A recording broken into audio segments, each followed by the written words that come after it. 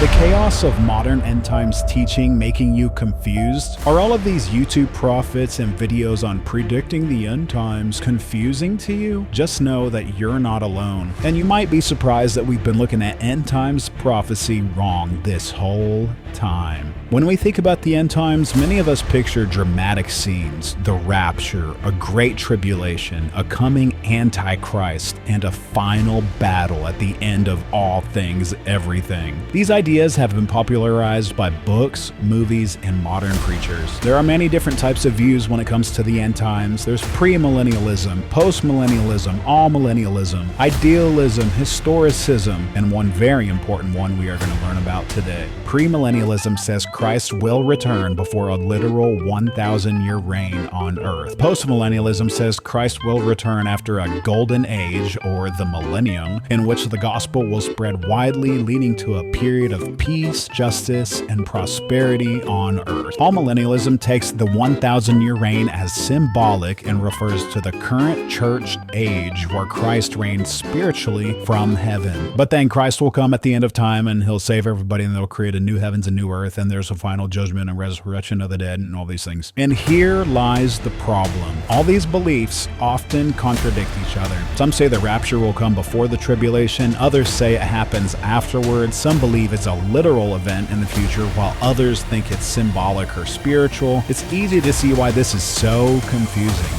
Here's where the biggest mistake happens. Most interpretations of biblical end times prophecy are based on a purely futuristic view. We look at these events as something that is yet to come in our future, in our lifetime. We completely take out all audience relevance in the Bible and apply it to ourselves. We have become so narcissistic that we believe the end times are happening now, in our lifetime. Some people say Elon Musk is the Antichrist. Others say Bill Gates, Donald Trump, and Jay-Z are the Antichrist that is supposed to come back at the end of time. Funny thing is, the word Antichrist is not even in the book of Revelation. Now I know all of these futuristic views are so confusing, but what if I told you there's a view that says all end times prophecy was fulfilled in the 1st century? What if the end times were not about the future end of the world and everything as we know it, but rather about a pivotal time in Jewish history, the end of their old covenant?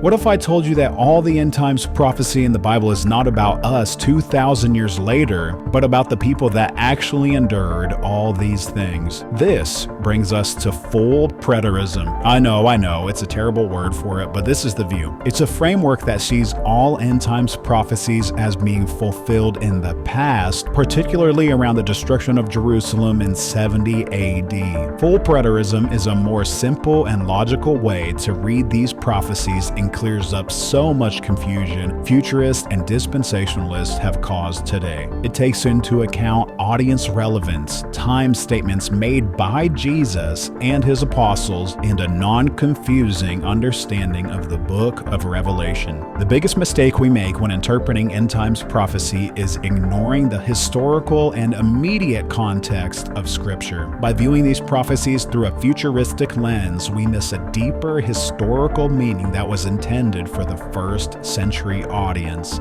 If this perspective intrigues you, be sure to subscribe and stay tuned for the next video, where we'll explore full preterism in detail and break down how this view can transform your understanding of the Bible.